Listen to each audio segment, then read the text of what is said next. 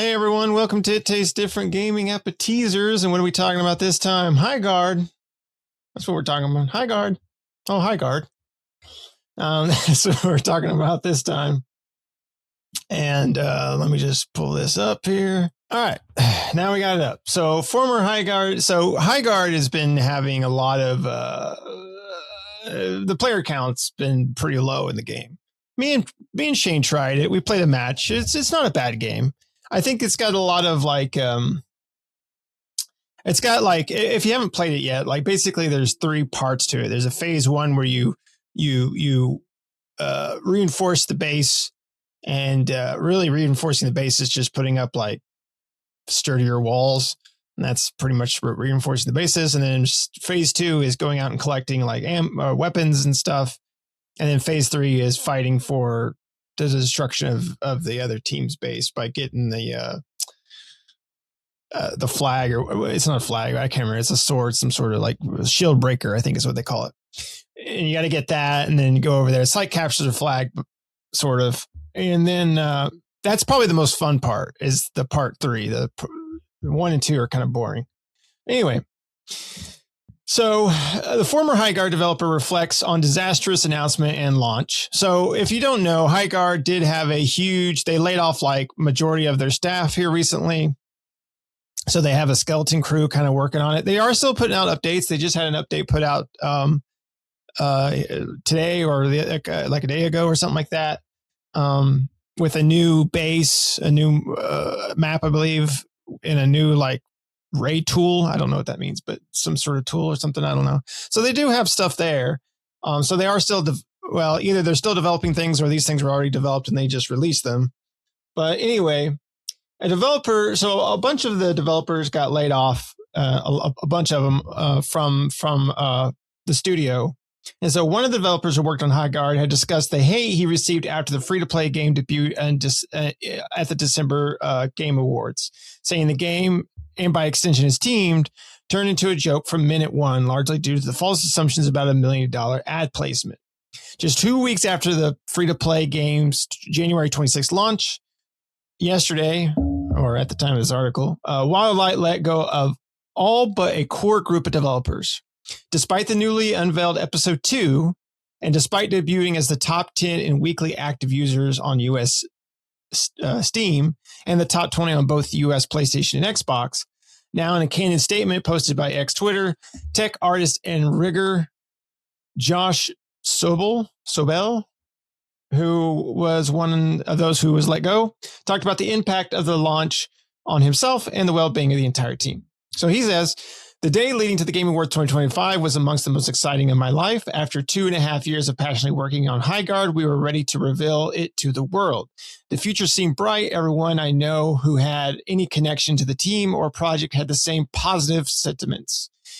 He wrote, adding that unbiased internal pre-reveal feedback was quite positive. And when it was negative, it was constructive and often actionable. But then the trailer came out and it was all downhill from there. He says that the content creators love to point out the bias in folks who give positive previews after being flown out for an event, but ignore the fact that when their negative leaning content gets 10x the engagement of the positive, they've got us just as much incentive to lean into a disingenuous direction, whether consciously or not. The hate started immediately. In addition to dogpiling on the trailer, I personally kind of fired due to my naivete on Twitter, which almost all of my now former coworkers have learned to avoid during their previous game launches. You should avoid Twitter like the plague at this point. After seeing my Twitter account to private to protect my sanity, many content creators made videos and posts about me and my cowardice, amassing millions of views and inadvertently sending hundreds of angry gamers into my replies. They laughed at me for being proud of the game, told me to get out the McDonald's applications, and mocked me for listing having autism in my bio, which they seemed to think was evidence that the game would be woke trash. All this was very emotionally taxing.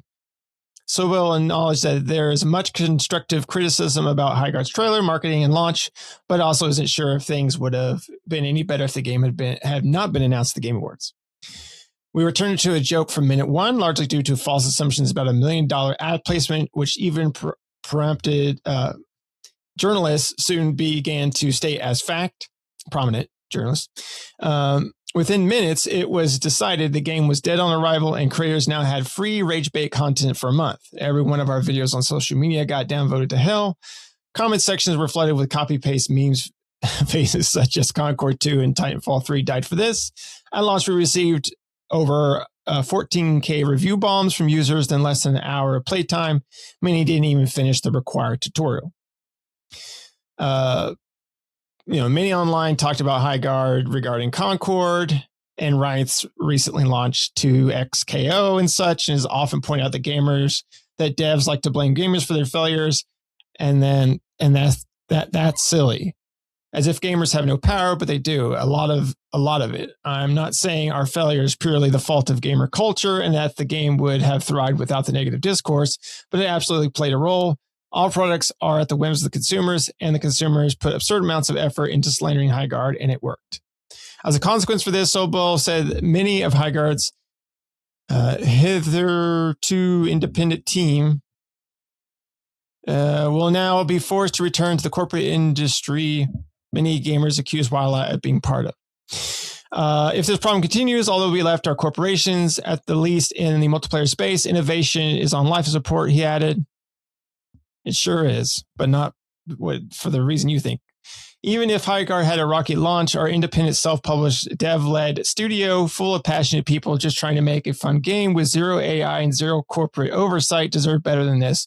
We deserve the bare minimum of not having our downfall be gleefully manifested. So anyway, he goes, there ain't much to go on with there. But anyway, I'm going to stop sharing that. I think, so we'll get into a discussion about this. I think for Sobel, I think for him, like, I think he's wrong in his assumption, right? I mean, gamers, the community does have some sort of power in swaying, can sway, right? A large group of people or a large group of individuals one way or another. But if your game came out of the gate and was like just fucking rock solid, man, it wouldn't matter about the hate.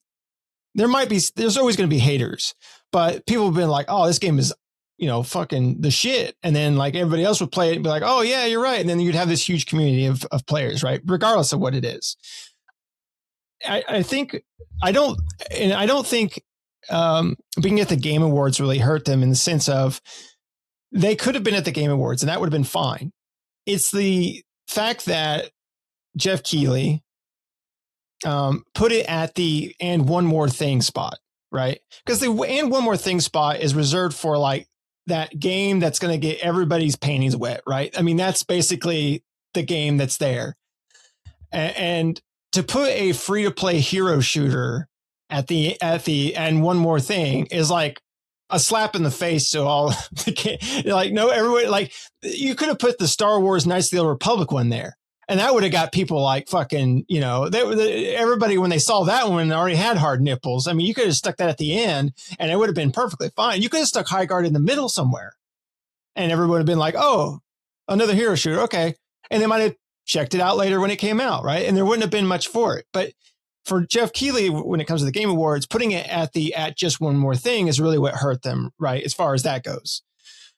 Because that puts a lot of like, people are like, seriously, this is the one more thing? Is this fucking another hero shooter? We get these like every Tuesday, right? And another thing too is like, when you're talking about a company, an independent company trying to make a fun game, it's like, yeah, but you didn't like make something unique. I mean, you did in the sense of like, you took a bunch of genres and mashed them together into this hero shooter, but you made a hero shooter, a free-to-play live service hero shooter. We have one of these hero shooters comes out every fucking like I said, every goddamn week we have a new hero shooter. I just saw a trailer today for another hero shooter coming out.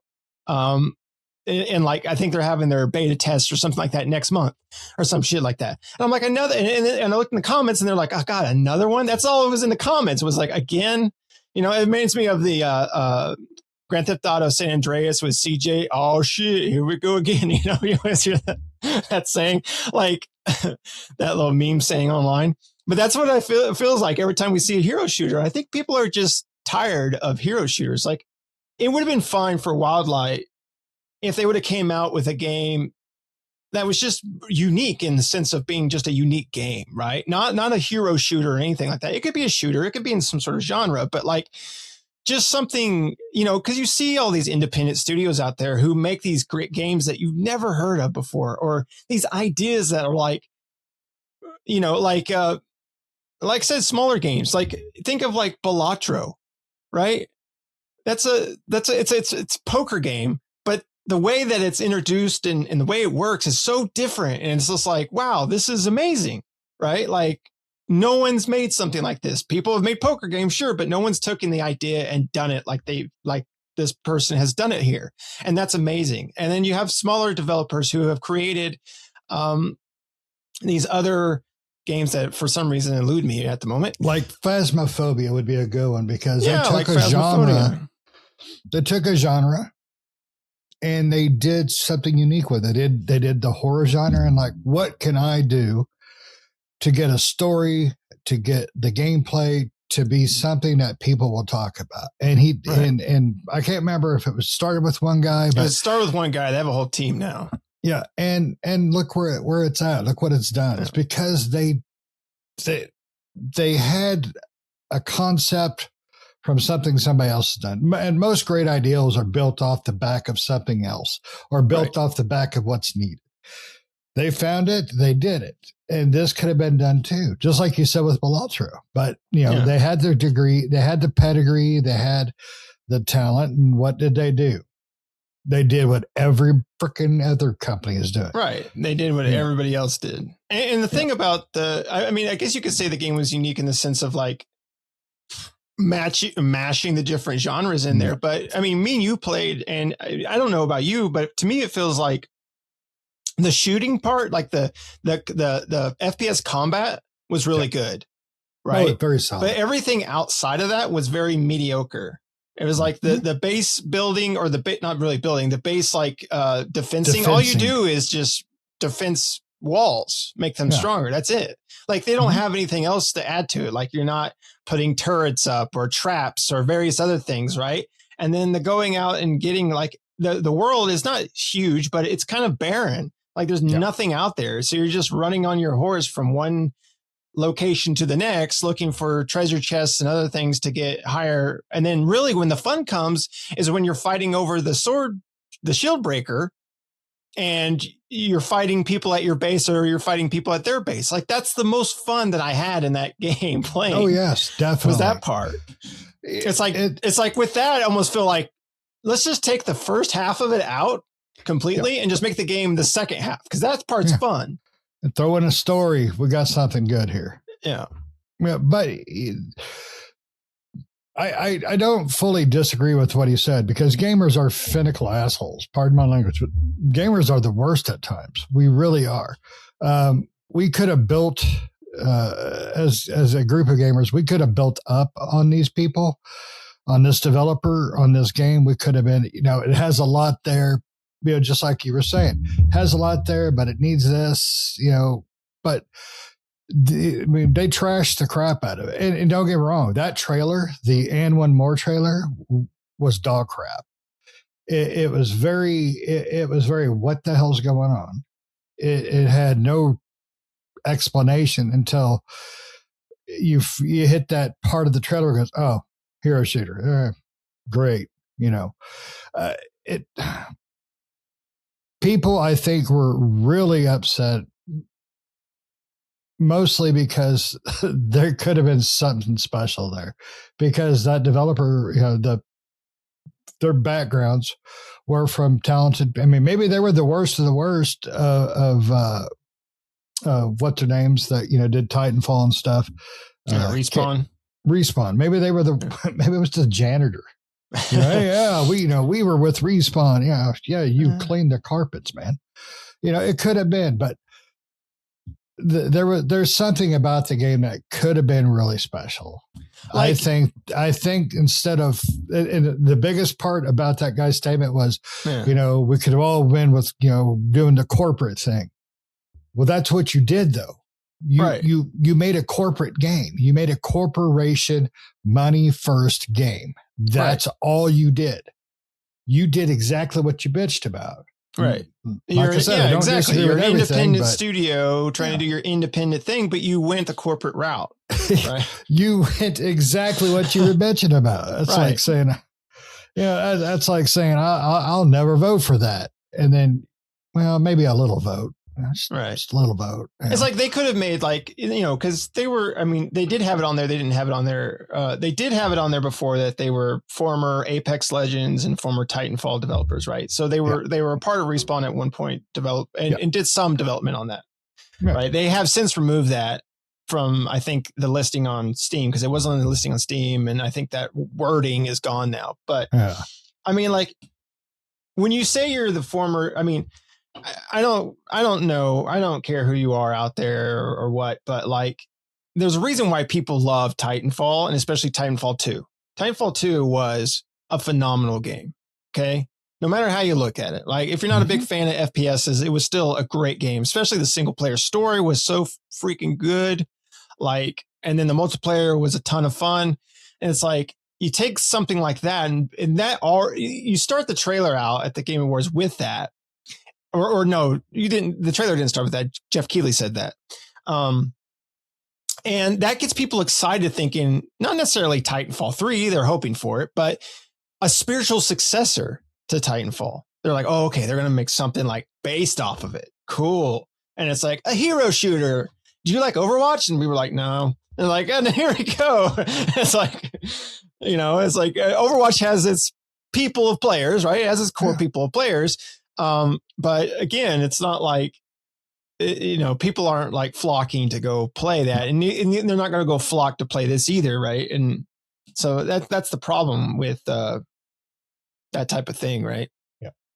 It's not going to get any better. And I don't understand why. I mean, there's certain games that, Fortnite is the OG. It's it's the ruler of all, of these games. People want that money so bad, and nobody is hitting that market like they are.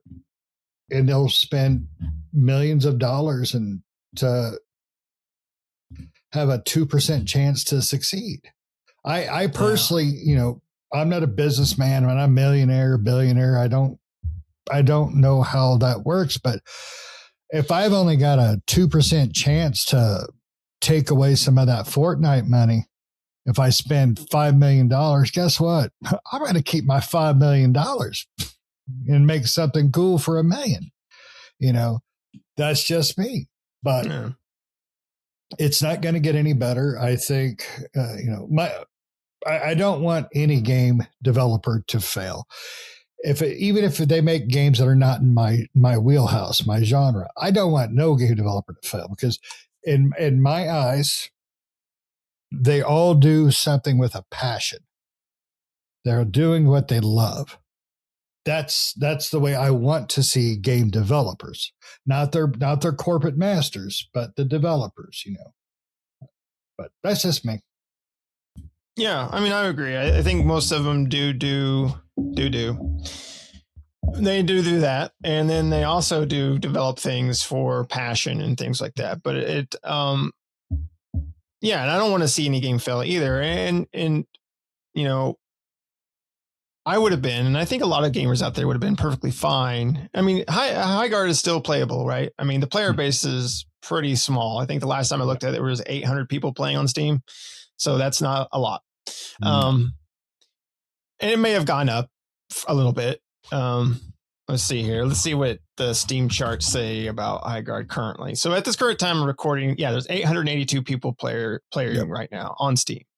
Right. That doesn't account for PlayStation and Xbox. So it could be higher, but more than likely, if it's around that, if it's around that height for Steam, it's more likely around the same numbers for Xbox and PlayStation, maybe even lower, maybe higher, possibly, but I doubt it. But anyway, but we don't get the stats on those, so we don't really know. But the game is still playable now, but the future for Highguard is uncertain, right? And so it's unfortunate that they let go of half their team, and now they have a core team of players. Like, that's not going to lead to having a core team of players. Makes me feel like the updates and various things like that are going to be very slow rolling, which is not very helpful for a live service game, right? And so I don't know what that's going to do for this game. I feel like it will, hopefully, if everything was great in the world, I would have some sort of weird resurgence where they would fix a lot of the things that make it kind of the parts that are unfun. They're not really necessarily unfun. They're just not very fun, I should say. And it had some sort of resurgence and came back. Like, cool, great for it. But I just don't see that happening. I see more likely it's going to end up dying. I'm surprised it hasn't already. And I would say give it another month, maybe, and it'll probably be gone.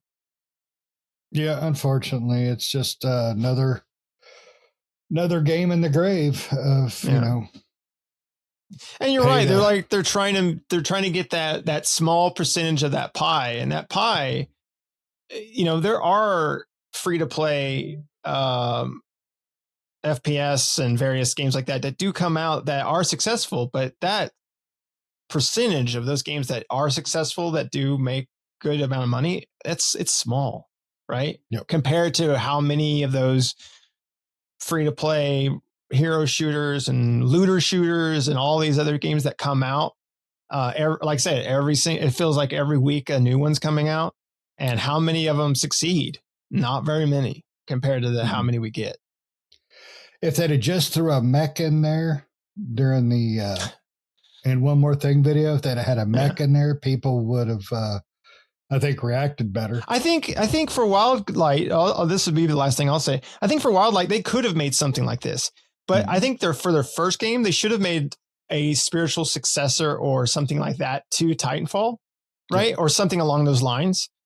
And then they could have launched off of, hey, we used to work with Titanfall and Apex Legends. We're making this game similar to that, right? It's not that, but it's similar, right? It's kind of like spiritual successor, right? Things like that. There's different things, but it's a first person story driven game, right? And then they could have been like, and our next game's a free to play hero shooter, right? And people have been like, all right, well, I like their first game if it came out to be good.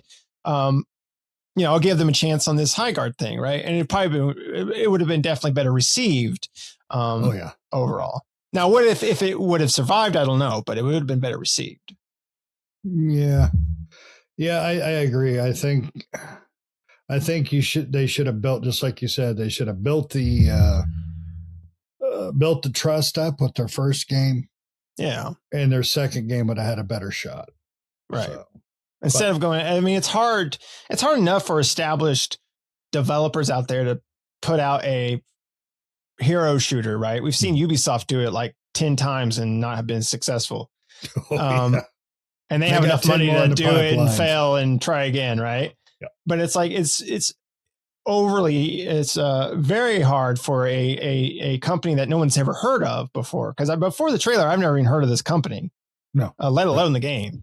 To come out with a free to play shooter, hero shooter, and be successful, it's like you're just you put your first project on very hard mode, right? Yeah. It's like we tried to put our game on impossible mode. Like, let's try to make the most impossible game that we can come out of the gate as a new company, swinging, with a hard to get on the ground, get off the ground game. So. Yeah, they should have threw in mechs and boobs. I'd at least gave him a chance. Mechs with boobs. It doesn't show you're muted, but I can't hear you. Oh, I don't know. I don't know. Try unmuting now. Now talk. Okay. Nope. Let's try now. No. I don't know. Unless the recording shows it. But anyway, Shane's got nothing else to say, so we'll go ahead and end it here. Let us know down in the comments below. Are you playing Highguard still? Are you enjoying it? Like I said, I didn't think it was that bad of a game. I just thought the first two phases, I guess you could call it, were kind of boring, where the third phase is really fun, but like it almost feels like in the game, I'm trying to get through phase 1 and 2 so I can get to the fun part, which is phase 3, right? Which is the shooting and the shield breaker part, which doesn't seem to last very long. It seems like phase 1 and 2 last forever, and phase 3 the fun part lasts like 5 minutes and then it's over. And you're like, oh, and then back to boring. So I don't know. Let us know down in the comments below. Are you playing Highguard? What do you think its future will be? Let us know. Are you still a big fan of hero shooters? Or are you tired of seeing these types of games come out and you just want them to go away for a while? Let us know down in the comments below. Other than that, thanks for watching. Make sure to like, subscribe, hit the bell notification, stay up to date with new videos that we do all the time. We'll see you next time. See ya.